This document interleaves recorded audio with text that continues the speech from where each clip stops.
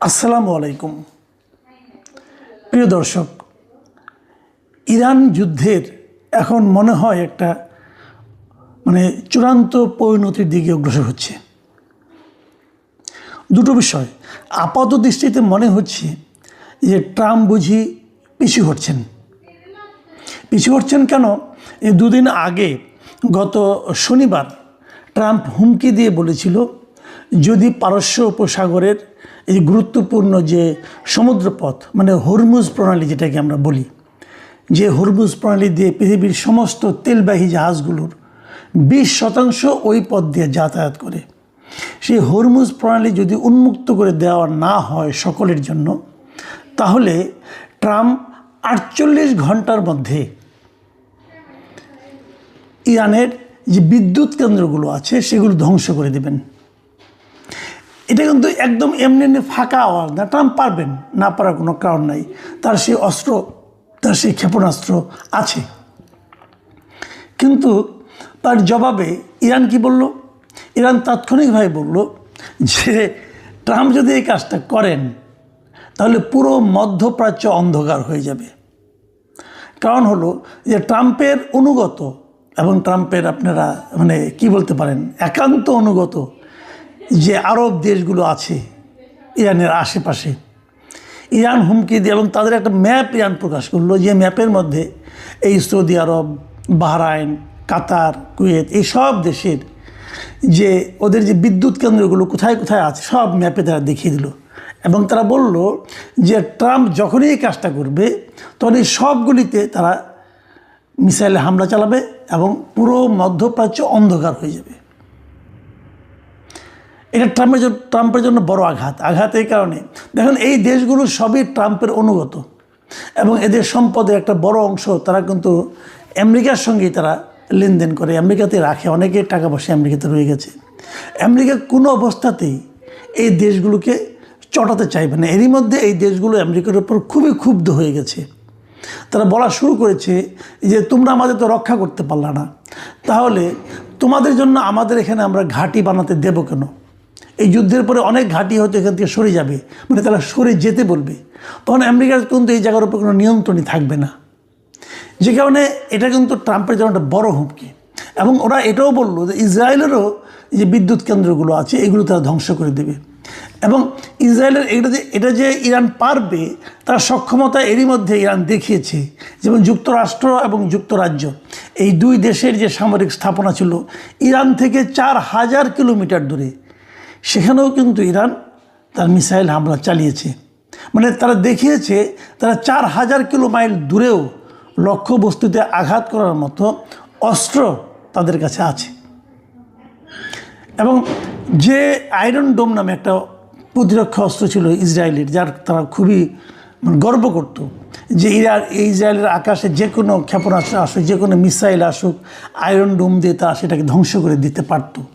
সেই আয়রন ডোমও কিন্তু ইরানের এই সমস্ত মিসাইলগুলোকে থামাতে পারছে না। আর ইসরায়েলের যে পারমাণবিক স্থাপনা যে জায়গাগুলোতে আছে তার অতি কাছে ইরান কিন্তু তার মিসাইল হামলা করে প্রমাণ করে দিয়েছে তারা ইচ্ছা করলে অনেক কিছুই করতে পারে।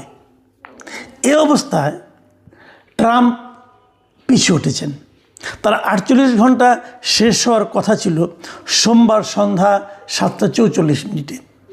কিন্তু তার আগেই ট্রাম্প একটা বিবৃতি দিয়েছে। ওনার যে নিজস্ব একটা আপনার সামাজিক মাধ্যম আছে ট্রুথ সোশ্যাল নামে, সেই ট্রুথ সোশ্যালে উনি লিখেছেন যে না, ইরানের সঙ্গে আমাদের ফলপ্রসূ আলোচনা চলছে এবং এই আলোচনার জন্য আমরা 5 দিন সময় আরও বাড়ালাম। এই 5 দিনের মধ্যে চলাচল অবাধ করতে হবে। এখন কি আলোচনা হচ্ছে, কোথায় আলোচনা হচ্ছে, কীভাবে আলোচনা হচ্ছে? মার্কিন সংবাদ মাধ্যমগুলো বলছে যে 3টা দেশের মধ্যস্থতায় এই আলোচনা চলছে। সেই 3টা দেশ কে? টার্কি, ইজিপ্ট এবং পাকিস্তান। তুরস্ক, মিশর এবং পাকিস্তান। এই 3টা দেশের মধ্যস্থতায় ইরানের সঙ্গে যুক্তরাষ্ট্রের একটা আলোচনা চলছে।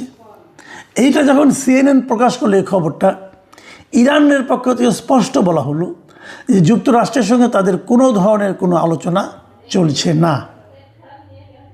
তার মানে যার সঙ্গে আলোচনা সেই বলতেছে যে আমার সঙ্গে কোনো ভায়া মাধ্যমে কোনো আলোচনা হচ্ছে না। এখন যদি আলোচনা না হয় তাহলে যুক্তরাষ্ট্র কী করে বলে, ট্রাম্প কী করে বললেন যে আলোচনা চলছে, এবং ট্রাম্প নিজে নিজেই 5 দিনের সময় পিছিয়ে দিলেন। এখন এই জায়গাটাতে অনেকে মনে করতে পারেন যে এটা হয়তো ট্রাম্প পিছু হচ্ছে, হয়তো ট্রাম্প আর তার আগের জায়গায় থাকতে পারছে না। কোনো সন্দেহ নাই, ট্রাম্প কিন্তু ভয়ঙ্কর চাপের মুখে আছেন, কারণ ইন্টারন্যাশনালি উনি কাউকে তার সঙ্গে পাননি।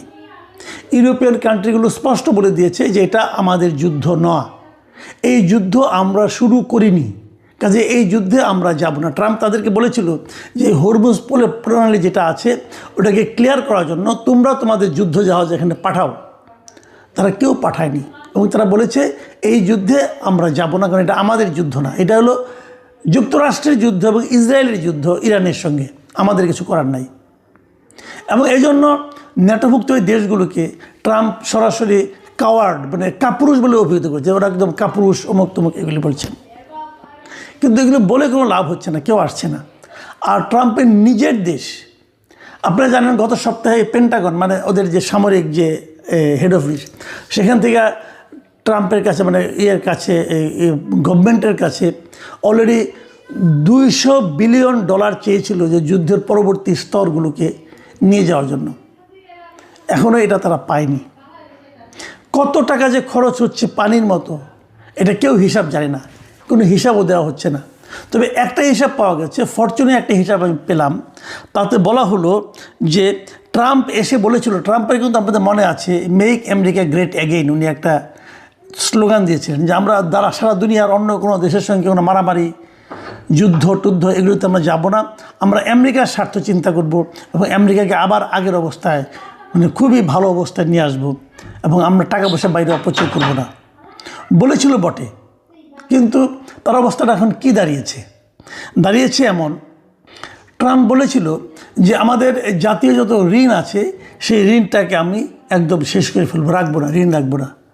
বাস্তবতা কী হয়েছে, তারা সেই শপথ করে বলেছিল, কিন্তু তার সেই শপথের পর তাদের জাতীয় ঋণ এখন $39 ট্রিলিয়ন পৌঁছেছে, যা কিনা সে যা প্রতিজ্ঞা করেছিল ওই সময়ের তুলনায় প্রায় দ্বিগুণ। মানে ট্রাম্প আসলে আমেরিকাকে একটা দরিদ্র দেশে পরিণত করার পদক্ষেপ নিয়েছে, অলরেডি ওই পথে অগ্রসর হচ্ছে।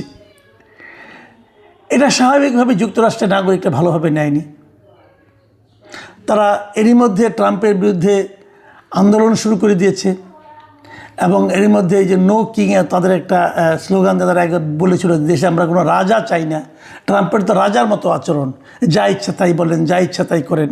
এর বিরুদ্ধে অলরেডি 29 তারিখে তারা কিন্তু 7 মিলিয়ন মানুষের একটা পদযাত্রার আহ্বান জানিয়েছে, সেটাও বোধহয় খুব শিগগিরই হতে যাচ্ছে। এর মধ্যে আরেকটা ঘটনা ঘটেছে, যুক্তরাষ্ট্রের নাগরিকদের মাঝখান থেকে আরেকটা দাবি উঠেছে। সেই দাবিটা হলো যে যুক্তরাষ্ট্রের যে জাতীয় সংবিধান আছে ওদের, সেই সংবিধানের 25 ধারার বাস্তবায়নের প্রস্তাব উঠেছে। 25 ধারার মধ্যে 4টা ধারা আছে মূলত। এই 4টার যে 4 নম্বর ধারাটা, সেই ধারায় বলা হয়েছে কি, যে যদি কোনো প্রেসিডেন্টের কর্মকাণ্ড দেখা যায়, সবাই যদি মনে করে, সবাই মনে করতে হবে না, কারা মনে করতে হবে, ভাইস প্রেসিডেন্ট এবং মন্ত্রিসভার অধিকাংশ সদস্য, তারা যদি মনে করেন যে প্রেসিডেন্ট আসলে তার দায়িত্ব পালনে অক্ষম, তাহলে ভাইস প্রেসিডেন্ট অবিলম্বে রাষ্ট্রপতির ক্ষমতা, ভারপ্রাপ্ত রাষ্ট্রপতি হিসেবে ক্ষমতা গ্রহণ করতে পারবেন। সেটা নিয়ে আলোচনা হচ্ছে যে এইটা এখন আমরা বাস্তবায়ন করতে পারি কি না। এটা নিয়ে আলোচনা চলা অলরেডি শুরু হয়ে গেছে। এটা শুরু হওয়ার আরেকটা কারণ আছে, ওনাদের যে ভাইস প্রেসিডেন্ট আছেন যে জেডি ভ্যান্স, ইনি হলেন একজন যুদ্ধবিরোধী লোক। এটা অনেক আগের থেকে, ওনার একাধিক বইও আছে এই যুদ্ধের বিরোধিতা করে। এখন এই ভ্যান্স খুব অসহায় অবস্থায় আছেন, কারণ উনি সারা জীবন যুদ্ধবিরোধী কথাবার্তা বলেছেন, আর ওনার বস এখন যুদ্ধের জন্য উন্মত্ত হয়ে পড়েছেন। আমেরিকার ইতিহাসে এরকম যুদ্ধবাজ রাষ্ট্রপতি আর দেখা যায়নি, যতটা নাকি ট্রাম্পকে দেখা যাচ্ছে। এর আগে জুনিয়র বুশকে দেখা গিয়েছিল, উনি ইরাক আক্রমণ করেছিলেন তখন, আর এটা হলো এইবার দেখা গেল।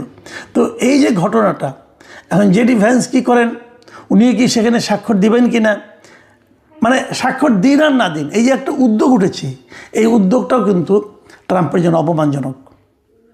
এখন একা একাই ট্রাম্প ব্যাকগিয়ার দিচ্ছেন এবং যুক্তরাষ্ট্রের নাগরিকরা বলছেন যে ট্রাম্প এমন একটা যুদ্ধে জড়িয়েছেন যে যুদ্ধে যুক্তরাষ্ট্রের কোনো লাভ নেই। এই যুদ্ধে যদি আমেরিকা জয়লাভ করে, লাভ হবে একমাত্র ইসরায়েলের, যুক্তরাষ্ট্রের কিছু হবে না।